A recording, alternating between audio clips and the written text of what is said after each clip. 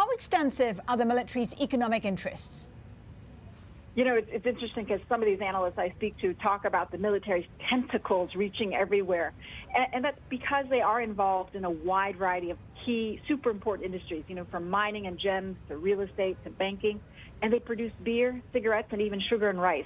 So in, you know, some industries like mining and ports, the military and their businesses are often the gatekeepers in that sector.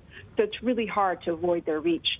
And because of that, the U.S., the United States, the U.K., and EU, they've all sanctioned the two military conglomerates because they recognize that these businesses provide a big source of income for the armed forces and the top military leaders. And so, of course, the Western countries want to make sure that these funds aren't contributing to widespread human rights violations.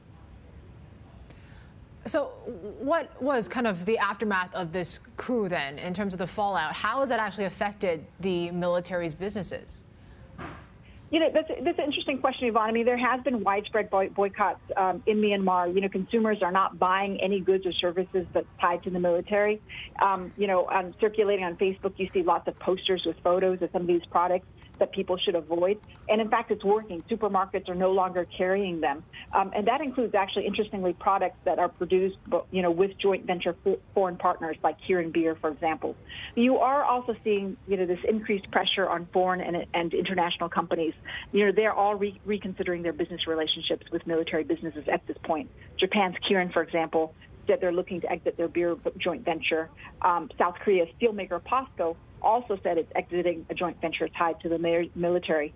I think, you know, for a lot of these companies, on top of this risk and fear that they might be working with a business that's connected to human rights violations, many of them are just concerned about operating a business in this climate of military control and violence. One, we talk about sanctions, but this is a country that's no stranger to sanctions. It was under sanctions for decades. Any impact from the sanctions on the country? You know, and you make a great point. You're right. These are renewed sanctions, and they essentially freeze any assets that you know, these top military leaders and their families and these conglomerates may have in Western countries. But also, effectively, it keeps many Western companies and brands from doing business in Myanmar for fear, of course, that they might be directly or indirectly be doing business with the military. What's interesting, though, is that the ASEAN and Asian countries have not imposed such sanctions. So because of that, the sanctions do have limited effect because you do see a lot of Asian businesses, foreign businesses, still operating in Myanmar at this point.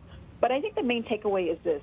You know, as the economy becomes increasingly isolated and you see foreign partners withdraw from that country, the military's businesses only get stronger and stronger. And that's the real fear.